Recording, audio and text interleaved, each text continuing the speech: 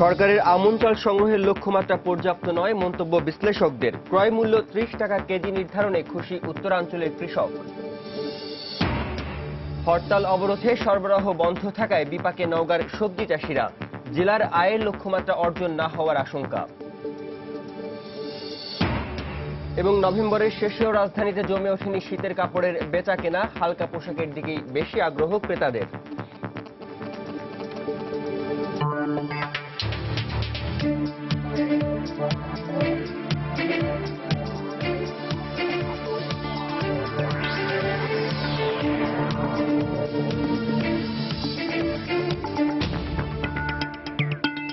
দেখছিলেন শিরোনাম। আমন্ত্রণ জানাচ্ছি দেশ ও দেশের বাইরের অর্থ বাণিজ্যের নানা খবর নিয়ে আমাদের নিয়মিত আয়োজন এ সময়ের বাণিজ্যে। আর আপনাদের সঙ্গে আছি আমি আরিফুর রহমান। জানাবো বাণিজ্য সংবাদ, তবে তার আগে জানিয়ে দিচ্ছি জাতীয় কিছু খবর।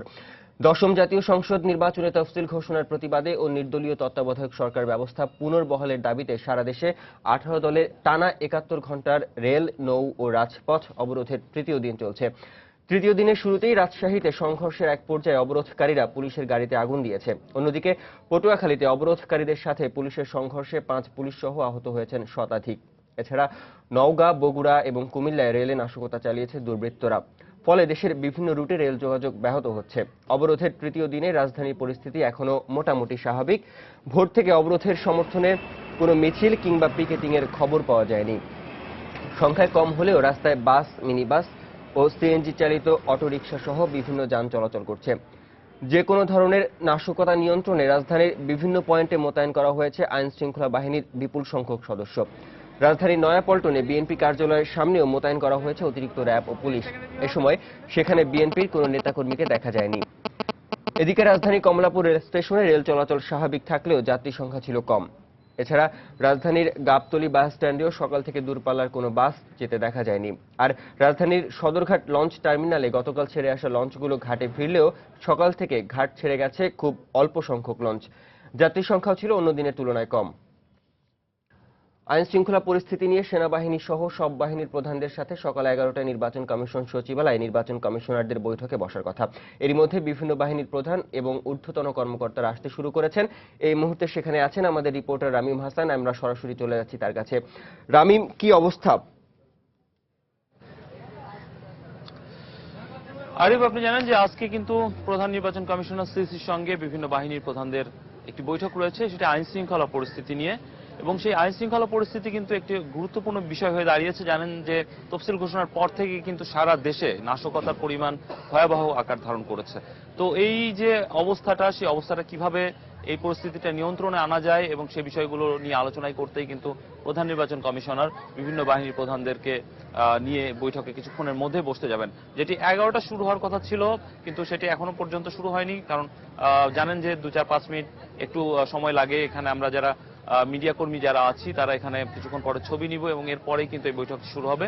এবং আমি দেখলাম যে এখন পর্যন্ত যারা এসেছেন তাদের মধ্যে সশস্ত্র বাহিনী বিভাগের প্রিন্সিপাল স্টাফ অফিসার, এছাড়া পুলিশ মহাপরিদর্শক এবং বর্ডার গার্ড, বিজিবি, আনসার, ভিডিপির মহাপরিচালক, সেই সাথে আমরা দেখেছি যে জাতীয় নিরাপত্তা গোয়েন্দা সংস্থা এনএসআই, তারপরে special branch SB, DGFI, rapid action battalion, এইসব বাহিনীর ইতিমধ্যে কিন্তু মহাপরিচালকরা কিন্তু চলে এসেছেন।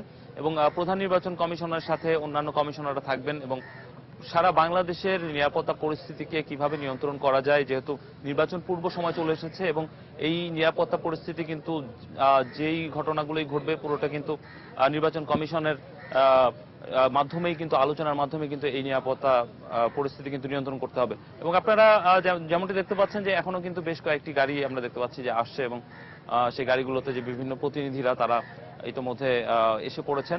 এবং বৈঠকে যেসব বিষয় নিয়ে আলোচনা হবে সেসব বিষয়গুলোর মধ্যে মূলত নিরাপত্তা ব্যবস্থা, কিন্তু এর বাইরেও নির্বাচনের সময় কিভাবে নিরাপত্তা পরিস্থিতি নিয়ন্ত্রণ করা যেতে পারে, এর বাইরে সেনাবাহিনীর যে বিষয়টি আমরা কিন্তু একজন নির্বাচন কমিশনার জানিয়েছিলেন যে সেনাবাহিনী মোতায়েনের যে নির্দিষ্ট যেই টাইম, সেটা 5 দিন আগে পরে সেই সেনাবাহিনী মোতায়েন করা হয় ভোট গ্রহণের দিন, কিন্তু এখন যদি প্রয়োজন হয় তাহলে তিনি জানিয়েছিলেন যে সেনা মোতায়েনের যেই মেয়াদটা সেটা বাড়ানো হতে পারে। সব মিলিয়ে এইসব বিষয় নিয়ে আলোচনা হবে এবং সেসব বিষয় নিয়ে যখন আলোচনা শুরু হবে তারপরে প্রধান নির্বাচন কমিশনার হয়তো বা সাংবাদিকদের সঙ্গে কথা বলবেন। এর বাইরে আমরা জানতে পেরেছি যে এখানে যারা এসেছেন প্রতিনিধিরা তাদের সঙ্গে আমরা কথা বলার চেষ্টা করব। এর বাইরে দুপুর 3টার সময় কিন্তু বিদেশি যারা প্রতিনিধি রয়েছেন বিভিন্ন সংগঠনে তাদের সঙ্গে কিন্তু একটি বৈঠক রয়েছে প্রধান নির্বাচন কমিশনার, এবং প্রতিদিনই কিন্তু আমরা দেখছি যে বিভিন্ন বিভিন্ন মহলের সঙ্গে তারা কিন্তু আলোচনা করছেন। তো সব মিলিয়ে এখন পর্যন্ত নির্বাচন কমিশনে এই ছিল সর্বশেষ পরিস্থিতি। আরিফ। রায়ু, আপনাকে ধন্যবাদ। দর্শক, আইন শৃঙ্খলা পরিস্থিতি নিয়ে সেনাবাহিনী সহ সব বাহিনীর প্রধানদের সাথে সকাল 11টায় নির্বাচন কমিশন সচিবালয়ে নির্বাচন কমিশনারদের বৈঠক করার কথা ছিল। আমাদের রিপোর্টার রামিম হাসান জানিয়েছেন যে সেই বৈঠক এখনো শুরু হয়নি, তবে আর কিছুক্ষণের মধ্যেই সেই বৈঠক শুরু হওয়ার কথা রয়েছে। 18 দলের অবরোধ কর্মসূচির তৃতীয় দিনে নওগাঁ, বগুড়া, কুমিল্লা এবং চাঁদপুরে রেলে নাশকতা চালিয়েছে দুর্বৃত্তরা। এতে দেশের বিভিন্ন স্থানে রেল যোগাযোগ ব্যাহত হয়েছে। গতকাল মধ্যরাতে কুমিল্লার অশোকতলা এলাকা রেল লাইনের 150 পিস প্লেট ও ক্লিপ খুলে ফেলায় চট্টগ্রাম থেকে সিলেটগামী উদয়ন এক্সপ্রেসের ইঞ্জিন এবং 2টি বগি লাইনচ্যুত হয়। এতে চট্টগ্রামের সঙ্গে ঢাকা ও সিলেটের রেল যোগাযোগ বন্ধ রয়েছে। আখাউড়া ও লাকসাম থেকে 2টি উদ্ধারকারী ট্রেন ঘটনাস্থলে পৌঁছে উদ্ধার কাজ শুরু করেছে।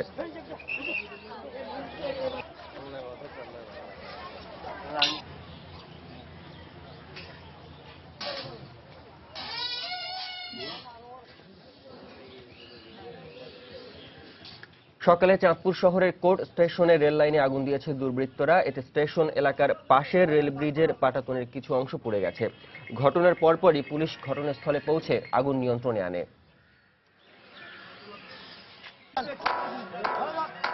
গতরাতে সান্তাহার লালমনিরহাট রুটে বগুড়ার সাবগ্রাম এলাকায় 72 ফুট রেললাইন উপড়ে ফেলে দুর্বৃত্তরা। ফলে সান্তাহার লালমনিরহাট রুটের 5টি ট্রেন বিভিন্ন স্টেশনে আটকা পড়ে।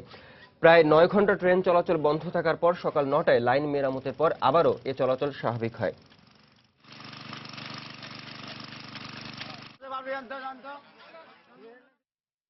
এছাড়া নওগাঁর আত্রাই রেল লাইন উপড়ে ফেলায় 5 ঘন্টা পর উত্তরাঞ্চলের সাথে রেল যোগাযোগ স্বাভাবিক হয়েছে।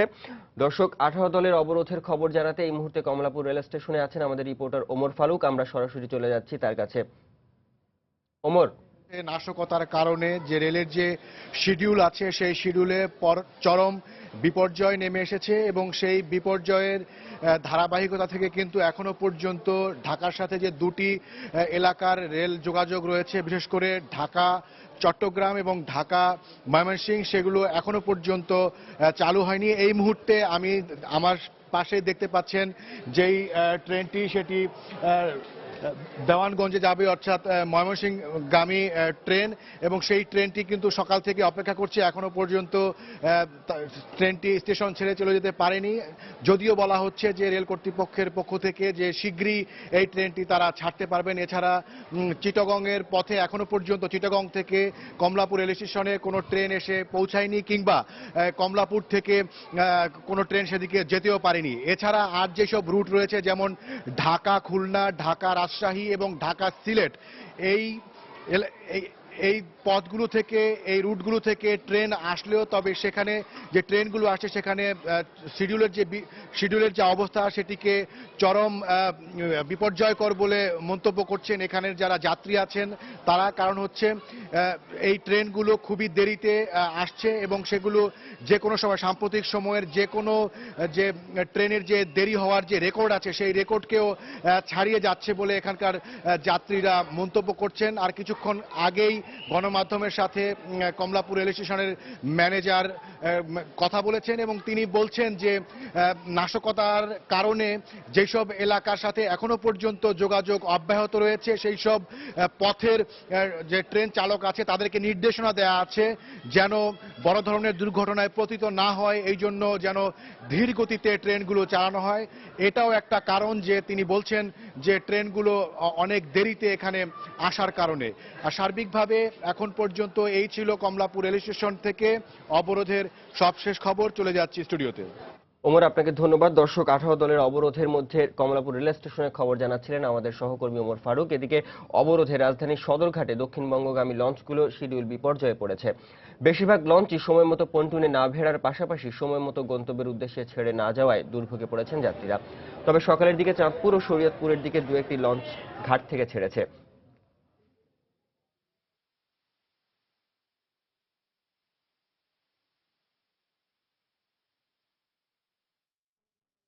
এই মুহূর্তে অবরোধের খবর জানাতে রাজধানীর আব্দুল্লাহপুরে আছেন আমাদের রিপোর্টার দেবাশিস রায়। আমরা সরাসরি চলে যাচ্ছি তার কাছে। দেবাশিস, আব্দুল্লাহপুর এলাকায় অবরোধের এখন পর্যন্ত কি অবস্থা?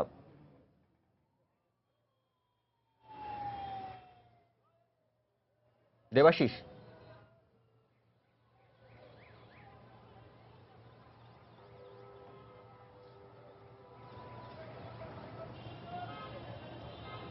আগামী 10ম জাতীয় সংসদ নির্বাচনের তফসিল ঘোষণা বাতিলের দাবিতে বিএনপি নেতৃত্বাধীন 18 দলীয় জোট যে অবরোধের কর্মসূচির ঘোষণা করেছে, সেই অবরোধ কর্মসূচির আজকে চলছে তৃতীয় দিন। এই মুহূর্তে আমরা রাজধানীর অন্যতম একটি প্রবেশমুখ আমরা আব্দুল্লাহপুরে অবস্থান করছি এবং আব্দুল্লাহপুরে আমরা সকাল থেকে অবস্থান করছি এবং সকাল থেকে এখান থেকে আমরা অবস্থান করার কালীন এখানে কোনো ধরনের কোনো নাশকতা বা সহিংসতার ঘটনা আমাদের চোখে পড়েনি। এখানে আমরা আপনাদেরকে একটু জানিয়ে রাখতে চাই যে সকাল থেকেই যান চলাচল এখানে অনেকটাই স্বাভাবিক, একেবারেই প্রায় স্বাভাবিক ছিল। তবে এখান থেকে কোনো ধরনের ঢাকা থেকে দূরপাল্লার কোনো বাস এখান থেকে ছেড়ে না গেলেও গণপরিবহন, ঢাকার মহানগরীর ভেতরে যে গণপরিবহনগুলো চলছে বা তাদের সেই যাতায়াত কিন্তু স্বাভাবিক রয়েছে। এবং আপনারা আমার পেছনে দেখতে পাচ্ছেন যে গণপরিবহনের একটি সারি লক্ষ্য করা যাচ্ছে এবং সারিবদ্ধভাবেই কিন্তু গাড়িগুলো আব্দুল্লাহপুর থেকে ঢাকার বিভিন্ন প্রান্তে, মহানগরীর বিভিন্ন প্রান্তে সেগুলো যাতায়াত করছে। এগুলোতে কোনো ধরনের কোনো প্রতিবন্ধকতা এখন পর্যন্ত আমাদের চোখে পড়েনি এবং সকাল থেকে আমরা যখন থেকে এখানে অবস্থান নিয়েছি তখন থেকে লক্ষ্য করে যাচ্ছি যে র্যাব এবং পুলিশ এখানে খুবই সতর্ক অবস্থায় আছে এবং আইন শৃঙ্খলা বাহিনী যে কোনো ধরনের নাশকতা থেকে তারা তাদের সর্বোচ্চ প্রস্তুতি নিয়ে এখানে অবস্থান করছে বলে জানিয়েছেন এখানে র্যাবের এক কর্মকর্তা আমাদেরকে জানিয়েছেন। সব মিলিয়ে সকাল থেকে এখানকার পরিস্থিতি যথেষ্ট পরিমাণে স্বাভাবিক। এখন পর্যন্ত এখানে কোনো ধরনের সহিংসতা বা নাশকতার ঘটনা এখন পর্যন্ত ঘটেনি। সার্বিক দিক থেকে বলা যায় যে আব্দুল্লাহপুরের পরিস্থিতি সকাল থেকেই অবরোধের এই তৃতীয় দিনেও এখন পর্যন্ত এখানে কোনো ধরনের কোনো নাশকতার ঘটনা ঘটেনি। তো আব্দুল্লাহপুর থেকে এই ছিল সর্বশেষ পরিস্থিতি।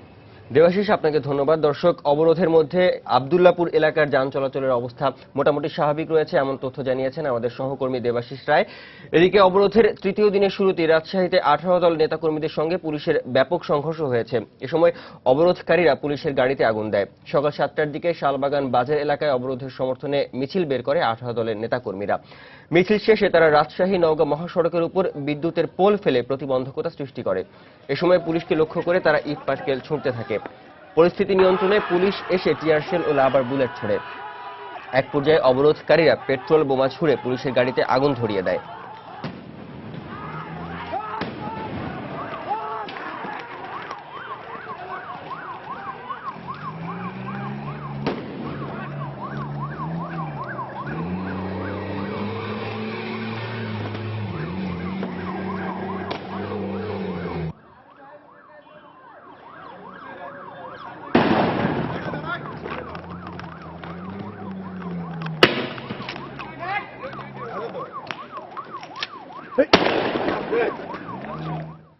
এবারে ফিরছি বাণিজ্য সংবাদে। চলতি বছর 2 লাখ মেট্রিক টন আমন ধানের চাল সংগ্রহের লক্ষ্যমাত্রা নির্ধারণ করেছে সরকার। বুধবার সচিবালয়ে অর্থমন্ত্রী, বাণিজ্যমন্ত্রী ও খাদ্যমন্ত্রীর সাথে ফুড প্ল্যানিং অ্যান্ড মনিটরিং কমিটির বৈঠকে এই লক্ষ্যমাত্রা নির্ধারণ করা হয়। সিদ্ধান্ত অনুযায়ী এবছর প্রতি কেজি চাল কেনা হবে 30 টাকা দরে। তবে বিশ্লেষকরা বলছেন সারা দেশে উৎপাদনের তুলনায় এ সংগ্রহের লক্ষ্যমাত্রা অনেক কম। সানবির উপলের রিপোর্ট। চলতি মৌসুমে দেশে 58 লাখ হেক্টর জমিতে আমন আবাদ হয়েছে। অনুকূল পরিবেশ থাকায় ফলনও ভালো হয়েছে। উৎপাদন লক্ষ্যমাত্রা প্রায় 1,30,00,000 মেট্রিক টন ছাড়িয়ে যাওয়ার ধারণা করা হচ্ছে। এর মধ্যে উৎপাদন মৌসুমে 1 ডিসেম্বর থেকে 28 ফেব্রুয়ারি পর্যন্ত সময়ে 2 লাখ মেট্রিক টন চাল কেনার সিদ্ধান্ত নিয়েছে সরকার। খাদ্য মন্ত্রণালয়ের হিসাবে এবার ধানের উৎপাদন খরচ 17 টাকা 2 পয়সা আর চালের উৎপাদন খরচ পড়বে 25 টাকা 42 পয়সা।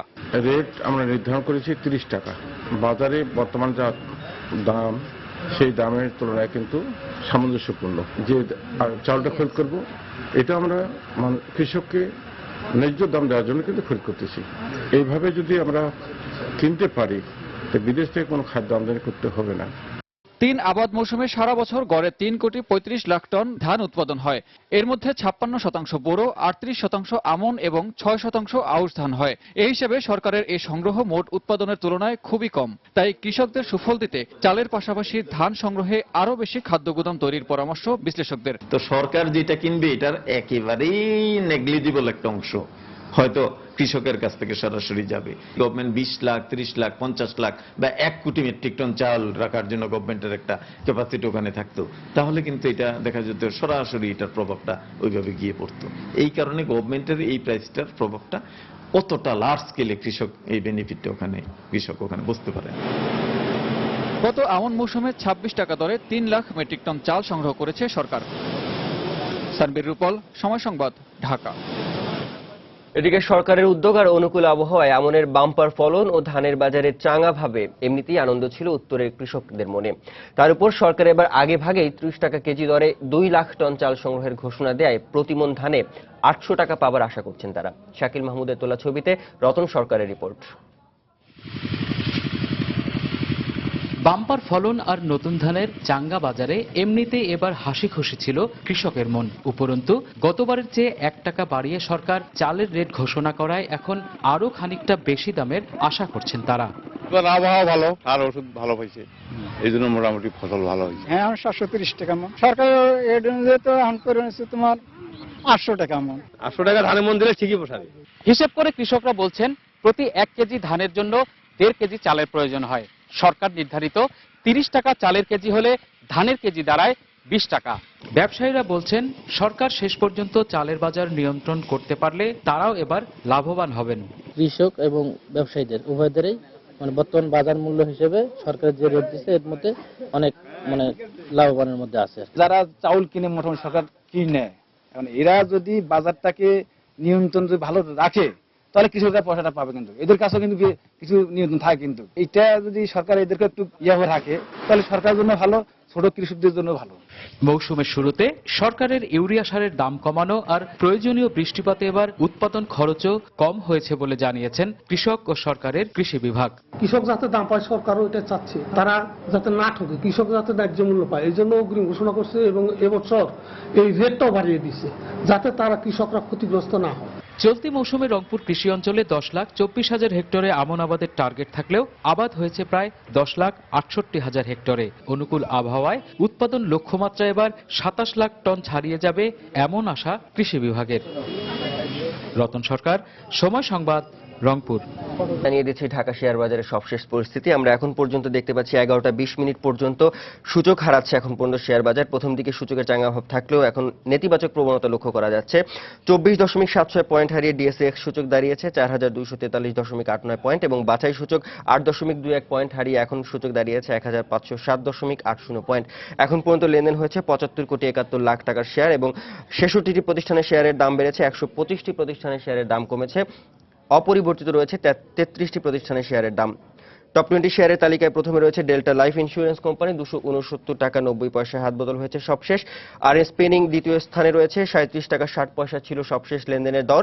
55 টাকা 60 পয়সা সবশেষ হাত বদল হয়েছে পিটিএল এর শেয়ার, এটি রয়েছে তালিকায় 3 নম্বরে। 4 নম্বরে বিডি বিল্ডিং 67 টাকা সবশেষ লেনদেন দর। জেনারেশন নেক্সট পঞ্চম স্থানে 31 টাকা 70 পয়সা। ওরিয়ন ফার্মা রয়েছে তালিকায় ষষ্ঠ স্থানে। সেন্ট্রাল ফার্মা রয়েছে ওষুধ খাতে আরেকটি প্রতিষ্ঠান সপ্তম স্থানে। ফুয়াং সিরামিক রয়েছে অষ্টম স্থানে এবং নবম স্থানে রয়েছে ম্যাক্সন স্পিনিং এবং তালিকায় 10ম স্থানে রয়েছে মেট্রো স্পিনিং। দর্শক, আপাতত আমার কাছে এই ছিল ঢাকা শেয়ার বাজারের সবশেষ পরিস্থিতি। বাংলাদেশের প্রাথমিক শিক্ষা উন্নয়নে 42 কোটি টাকা অনুদান সহায়তা দেবে জাপান। বৃহস্পতিবার সকালে রাজধানীর শেরেবাংলা নগরে অর্থনৈতিক সম্পর্ক বিভাগে এ বিষয়ে একটি চুক্তি স্বাক্ষরিত হয়েছে। বাংলাদেশের পক্ষে চুক্তিতে স্বাক্ষর করেন অর্থনৈতিক সম্পর্ক বিভাগের সচিব আবুল কালাম আজাদ এবং জাপানের পক্ষে রাষ্ট্রদূত শিরোসাদো সীমা। বিনিময় নোট এবং ঢাকায় জায়গায় নিযুক্ত প্রধান অতিথি তাকাওতোদা অনুদান চুক্তি স্বাক্ষর করেন। প্রাথমিক ও গণশিক্ষা মন্ত্রণালয়ের বাস্তবায়নাধীন এ প্রকল্পে জাপান সরকারের দেয়া অনুদানের এটা তৃতীয় ধাপ। প্রকল্পের আওতায় প্রাথমিক বিদ্যালয়ে গণিত ও বিজ্ঞান শিক্ষা সহায়ক যন্ত্রপাতি সরবরাহ করা হবে বলে জানানো হয়েছে।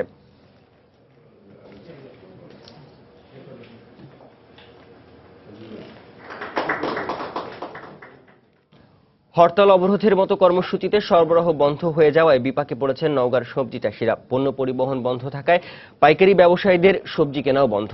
এতে স্থানীয় বাজারে দাম কমে যাওয়ায় লোকসান গুনতে হচ্ছে কৃষকদের। এই অবস্থায় নওগাঁর কৃষি কর্মকর্তারা বলছেন, এমন অবস্থা চলতে থাকলে সবজি চাষে জেলার আয়ের লক্ষ্যমাত্রা ব্যাহত হবে। আমাদের জেলা প্রতিনিধি MR রকির পাঠানো তথ্য ও ছবি নিয়ে ডেস্ক রিপোর্ট। আবহাওয়া অনুকূলে থাকায় নওগাঁয় এবার শীতকালীন সবজির বাম্পার ফলন হয়েছে। তাই সিম, বাঁধাকপি, বেগুন সহ শীতের সবজি বিক্রি করে কিছু বাড়তি আয়ের আশা করছিল কৃষকরা। কিন্তু রাজনৈতিক অস্থিরতায় রাজধানী সহ সারা দেশে সবজি সরবরাহ ব্যাহত হওয়ায় লোকসানের আশঙ্কা করছেন তারা। এই হরতাল অবরোধের কারণে তারা লাভবান হতে পারতেছে না। খরচপাতি আমাদের বেশি হয়ে গেছে, ওষুধের দাম বেশি, বাইরের ব্যাপারে আসতেছে না, দাম অতিরিক্ত কমের জন্য পুষিচ্ছে না। বেগুনের বাজার গত সপ্তাহে ছিল আপনার 25 টাকা 30 টাকা, সেখানে আজকে 15 টাকা 20 টাকা। নওগাঁর বর্ষাইল গ্রাম থেকে প্রতিদিন প্রায় কয়েক টন সবজি বিভিন্ন স্থানে সরবরাহ করা হয়। আর এ সরবরাহ বন্ধ থাকলেই বাড়তি সবজি নিয়ে বিপাকে পড়েন কৃষকরা। এক সপ্তাহ জিনিস সপ্তাহ ডেলিভারি করা যায় না, যে সপ্তাহ জিনিস সেই সপ্তাহে ডেলিভারি করতে হয়। হরতালের জন্য কিছুটা ব্যাহত হয়েছে, মানে ভালো ব্যাহত হয়েছে। এতে করে বাজারে কৃষকেরা এখানে সর্বোচ্চ দাম পায় নাই। জেলা কৃষি বিভাগ জানায়, ফলন ভালো হওয়ায় এবছর সবজি বিক্রির লক্ষ্যমাত্রা ধরা হয়েছে প্রায় 150 কোটি টাকা। প্রায় 150 থেকে 200 কোটি টাকার এখানে বিপণন কার্যক্রম চলবে, যা এখানকার আর্থসামাজিক অবস্থার একটা প্রভূত উন্নতি সাধন করবে। নওগাঁয় চলতি বছর 8291 হেক্টর জমিতে সবজি চাষ করা হয়েছে। সময় সংবাদ, নওগাঁ। নভেম্বরের শেষে এখনো শীত না পড়ায় খুব একটা জমে ওঠেনি রাজধানীর শীত বস্ত্রের বাজার। দোকানে কম্বল, সোয়েটার কিংবা জ্যাকেটের পসরা সাজিয়ে বসলেও বেচা কেনা একেবারেই কম বলে দাবি বিক্রেতাদের। ইমতিয়াজ আহমেদের রিপোর্ট। হেমন্তের শেষ মুহূর্তে আগমনী বার্তা শুনিয়ে আসছে শীত। ঢাকার বাইরে এর প্রভাব তীব্র হতে শুরু করলেও রাজধানীতে এখনো পুরোপুরি জেঁকে বসেনি শীতকাল। আর তাই শীতবস্ত্রের দোকানগুলো এখনো পুরোপুরি জমে ওঠেনি। কম্বল, সোয়েটার কিংবা জ্যাকেটের পসরা সাজালেও খুব বেশি বেচা বিক্রি নেই বলে জানালেন বিক্রেতারা। এই বছর একটু চাপটা কম, ওরকম ভাবে চাপে নাই। আশায় আছি যদি সামনে দিয়ে আরো চাপে তাহলে হয়তো ওরকম পর্যাপ্ত পরিমাণ ইয়ে হবে। এখনো ওরকম শীত পড়ে নাই, তো কিছুদিন আগে মোটামুটি ছিল, এখন একটু কম। ঢাকায় শীতের তীব্রতা তুলনামূলক কম থাকায় সবার হালকা শীত বস্ত্রের দিকেই বেশি আগ্রহ। আর্টিফিশিয়াল লেদার নামে পরিচিত এসব জ্যাকেটের চাহিদা এবছর বেশি বলে জানিয়েছেন বিক্রেতারা। গতবারের চাইতে কম এবছর মালের দাম। আর্টিফিশিয়াল লেদার যে মালটা এটা বেশি চলে। নতুন কালেকশনের মধ্যে অ্যাসেট একটা মাল আছে, যে আপনার টুইন লেদার সিস্টেম আর আর্টিফিশিয়াল লেদার, যেটা এটা একটু ভালো চলতেছে। এদিকে পুরো শীত পড়ে গেলে দাম বেড়ে যেতে পারে এমন আশঙ্কায় অনেকে আবার আগেভাগে সেরে ফেলছেন শীতবস্ত্রের কেনাকাটা। নতুন নতুন স্টাইল, নতুন ডিজাইন এরকম আসলে আমাদের জন্য বেশি ভালো হয়। আরো সবাই কেনাকাটা করতেছে, আমি আসছি আজকে জ্যাকেট কেনার জন্য। রাজধানীর বঙ্গবাজারে বিদেশি কম্বল বিক্রি হচ্ছে 1500 থেকে 6000 টাকায়, আর দেশি কম্বল পাওয়া যাচ্ছে 110 থেকে 500 টাকার মধ্যে। ইমতিয়াজ আহমেদ, সময় সংবাদ, ঢাকা। তদারকি ব্যবস্থা জোরদারের অংশ হিসেবে এবার ব্যাংক বহির্ভূত আর্থিক প্রতিষ্ঠানের জন্য তহবিল ব্যয় সূচক চালু করেছে বাংলাদেশ ব্যাংক। বুধবার এক অনুষ্ঠানে কেন্দ্রীয় ব্যাংকের গভর্নর বলেছেন, এই সূচকের ব্যবহারে আর্থিক প্রতিষ্ঠানগুলোর সুদের হার ধার্য করার প্রক্রিয়া আরও সহজ হবে। উদ্বোধনী অনুষ্ঠানে কেন্দ্রীয় ব্যাংকের কর্মকর্তারা বলেন, কোনো ভিত্তি সুদ হার না থাকায় বর্তমানে আর্থিক প্রতিষ্ঠানগুলো নিজেদের মতো করে তহবিল ব্যয় হিসাব করেন। ফলে তহবিল ব্যবস্থাপনা এবং ঋণ উত্তোলনে অদক্ষতা দেখা যায়। তহবিল ব্যয় সূচকের মাধ্যমে এসব সমস্যা অনেকটাই দূর হবে বলে জানিয়েছেন বক্তারা। ভিত্তিহার পদ্ধতির মাধ্যমে সুদহার নির্ধারণে আর্থিক খাতে স্বচ্ছতা ও জবাবদিহিতা নিশ্চিত হবে। আর্থিক প্রতিষ্ঠানের অর্জিত মুনাফা আরও টেকসই হবে। তহবিল ব্যয় সূচককে সূত্র হার বা রেফারেন্স রেট হিসেবে ব্যবহারের ফলে আর্থিক প্রতিষ্ঠানগুলোর ভাসমান সুদহার নির্ণয় প্রক্রিয়া সহজ হবে এবং আর্থিক প্রতিষ্ঠানগুলোর মাঝে সুস্থ প্রতিযোগিতা বিরাজ করবে, যা সামগ্রিকভাবে আর্থিক খাতে ঋণের সুদহার যৌক্তিক পর্যায়ে রেখে গ্রাহক সেবার মান আরও উন্নত করা সম্ভব হবে। পার্টেক্স স্টার গ্রুপের সাথে একটি কর্পোরেট চুক্তি স্বাক্ষর করেছে টেলিযোগাযোগ প্রতিষ্ঠান এয়ারটেল। বুধবার বিকেলে পার্টেক্স স্টার গ্রুপের তেজগাঁও কার্যালয়ে চুক্তিটি স্বাক্ষরিত হয়।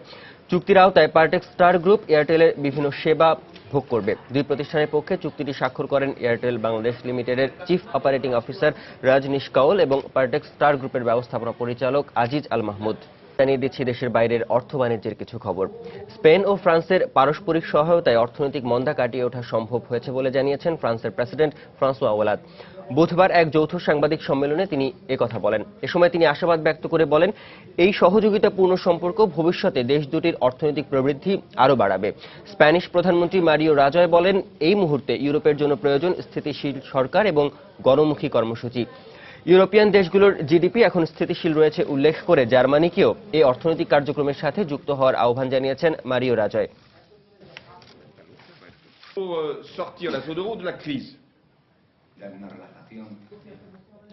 ইইউ ইউক্রেনের মধ্যকার মুক্ত বাণিজ্য চুক্তিকে রাশিয়ার অর্থনীতির জন্য ঝুঁকিপূর্ণ হিসেবে উল্লেখ করেছেন রাশিয়ার প্রেসিডেন্ট ভ্লাদিমির পুতিন। সম্প্রতি ইতালি সফরকালে তিনি এ মন্তব্য করেন। পুতিন বলেন, ইউক্রেন ও রাশিয়া মুক্ত বাণিজ্য অঞ্চলের অন্তর্ভুক্ত হওয়ায় ইইউ এর সাথে বাণিজ্য চুক্তি হলে রাশিয়ায় বিনা শুল্কে ইউরোপিয়ান পণ্য প্রবেশ করবে।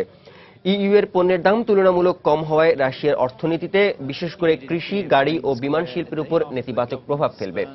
তাই রাশিয়া এখনই ইউরোপিয়ান ইউনিয়নের পণ্যের জন্য বাজার খুলে দিতে রাজি নয় বলে জানান পুতিন। উৎপাদন ভালো হলেও ধানের ন্যায্য দাম থেকে বঞ্চিত হচ্ছেন ভারতের পশ্চিমবঙ্গের কৃষকরা। প্রত্যাশা অনুযায়ী দাম না পাওয়ায় লোকসান গুনতে হচ্ছে তাদের, যা তাদের জীবনযাত্রাকে আরো কঠিন করে তুলেছে। সমস্যা সমাধানে তাই সরকারি সহায়তার দাবি ভুক্তভোগী কৃষকদের। ভারতের পশ্চিমবঙ্গে এখন চলছে ধান কাটার মৌসুম। মাঠের সোনালী ফসল এখন কৃষকের ঘরে, কিন্তু তবুও মুখে হাসি নেই জলপাইগুড়ির কৃষকদের। বাজারে প্রত্যাশা অনুযায়ী ধানের দাম না পাওয়ায় উৎপাদন উঠে আসবে কিনা তা নিয়ে সংশয়ে রয়েছেন তারা। ধানের দাম কোথায়? 380 টাকা, 70 টাকা, তাতে তো আমাদের কিছুই পোষায় না। কৃষকরা বলছেন, গত বছরেও যেখানে প্রতি মণ ধান তারা 600 থেকে 700 রুপিতে বিক্রি করেছেন, এবারে সেখানে পাচ্ছেন বড়জোর 400 রুপি। এ অবস্থায় ধানের ন্যায্য দাম পেতে রাজ্য সরকারের সহযোগিতা আশা করছেন তারা। পার মান বিঘা 5000 টাকা খরচ, সেখানে আমরা ধান বিক্রি হাইলি মনে করো 3000 থেকে 3500 বিক্রি হচ্ছে আমাদের, তাতে আমাদের বিঘা প্রতি 1500 টাকা লস। ধানের বাজার মূল্য নির্ধারণ সহ সরকার যদি সরাসরি কৃষকের কাছ থেকে ধান কেনে, তাহলে তাদের প্রতি বছর আর লোকসান গুনতে হবে না বলেই মনে করছে রাজ্যের কৃষি বিভাগ। রুবানা শারমিন, সময় সংবাদ। গত সেপ্টেম্বরে যুক্তরাষ্ট্রের লাস ভেগাস, ফ্লোরিডা সহ 19টি শহরে বাড়ির দাম বেড়েছে 0.7%। ঋণমান নির্ণয়কারী প্রতিষ্ঠান S&P 20টি শহরের উপর জরিপ চালিয়ে এ তথ্য সংগ্রহ করেছে। এদিকে যুক্তরাষ্ট্রের আর্থিক পরিস্থিতি ভালো হয় দেশটির গৃহ নির্মাণকারী প্রতিষ্ঠানগুলো গত 5 বছরের তুলনায় সেপ্টেম্বরে 6.2% বেশি বাড়ি নির্মাণের অনুমতি পেয়েছে। পাশাপাশি গৃহ ঋণ ও বন্ধকি হারও বেড়েছে। কমেছে ঋণের সুদের হার। এতে আবাসন খাতে বিনিয়োগ ও কর্মসংস্থান বৃদ্ধির পাশাপাশি জিডিপির উপরও ইতিবাচক প্রভাব ফেলছে বলে জানিয়েছেন সংশ্লিষ্টরা। ডিজেল, গ্যাস কিংবা বিদ্যুৎ চালিত নয়, যুক্তরাষ্ট্রের লস অ্যাঞ্জেলসের এবারের অটো শোর প্রধান আকর্ষণ হাইড্রোজেন চালিত গাড়ি। কার্বন নিঃসরণ হয় না বলে হুন্দাই, হোন্ডা কিংবা টয়োটার মতো আন্তর্জাতিক গাড়ি নির্মাতারা এবার ঝুঁকছেন এ ধরনের গাড়ির দিকে।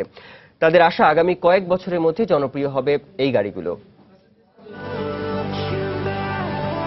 হোন্ডার তৈরি সাদা চকচকে এই স্মার্ট মডেলের গাড়িটি মেলায় প্রথম উদ্বোধন করা হয়েছে। তবে শুধু দেখার সৌন্দর্যের মধ্যেই এর বিশেষত্ব সীমাবদ্ধ নয়। হোন্ডার FCEV কনসেপ্টে তৈরি এই গাড়িটির জ্বালানি হিসেবে ব্যবহার করা হবে হাইড্রোজেন। পরিবেশ দূষণ রোধে হাইড্রোজেন ও অক্সিজেন একসাথে মিশিয়ে এই জ্বালানি প্রস্তুত করা হয়েছে। আমরা আসলে একটি সম্ভাবনাকে তুলে ধরার চেষ্টা করছি, আর তাই কার্বন নিঃসরণ না করে গাড়ি চালাতেই এই পরিকল্পনা গ্রহণ করেছি। হুন্ডার দেখানো পথেই চলছে হুন্দাই, টয়োটা কিংবা শেভরল। ব্যবহার সুবিধাজনক হওয়ায় নতুন মডেলগুলো বিদ্যুৎ চালিত গাড়ির তুলনায় জনপ্রিয় হবে বলেই বিশ্বাস নির্মাতাদের। তাছাড়া ক্রেতা আকর্ষণে গাড়ির রক্ষণাবেক্ষণ খরচ আপাতত কোম্পানিগুলোই দেওয়ার সিদ্ধান্ত নিয়েছে। একবার রিফুয়েলিং করলে 300 মাইল পথ যাওয়া যাবে। অন্যান্য গাড়ির মতো এক্ষেত্রেও আপনি আপনার পছন্দ অনুযায়ী সাইজ ও কনফিগারেশন পাবেন। তাছাড়া কোনো ভারী ব্যাটারি বহন করতে হবে না বলে এগুলোর ওজনও বেশ হালকা।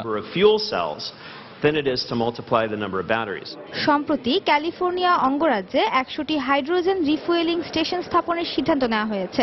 আগামী 25 বছরের মধ্যে গোটা দেশেই এ ধরনের স্টেশন গড়ে তোলা হবে। আর এ খবরে হাইড্রোজেন চালিত গাড়ি তৈরিতে আগ্রহী হয়ে উঠছে নির্মাতা প্রতিষ্ঠানগুলো। নাজিয়া শাকুর, সময় সংবাদ। আবারও জানিয়ে দিচ্ছি এ সময়ের বাণিজ্যের শিরোনামগুলো। সরকারের আমন চাল সংগ্রহের লক্ষ্যমাত্রা পর্যাপ্ত নয়, মন্তব্য বিশ্লেষকদের। ক্রয় মূল্য 30 টাকা কেজি নির্ধারণে খুশি উত্তরাঞ্চলের কৃষক। হরতাল অবরোধে সরবরাহ বন্ধ থাকায় বিপাকে নওগাঁর সবজি চাষিরা। জেলার আয়ের লক্ষ্যমাত্রা অর্জন না হওয়ার আশঙ্কা। এবং নভেম্বরের শেষেও রাজধানীতে জমে ওঠেনি শীতের কাপড়ের বেচাকেনা। হালকা পোশাকের দিকেই বেশি আগ্রহ ক্রেতাদের।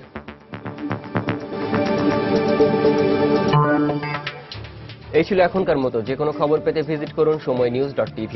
এছাড়া এইমাত্র পাওয়া খবর আপনার মোবাইলে পেতে SMS করুন *BN লিখে পাঠিয়ে দিন 16242 নম্বরে। আর সঙ্গে থাকুন সময়।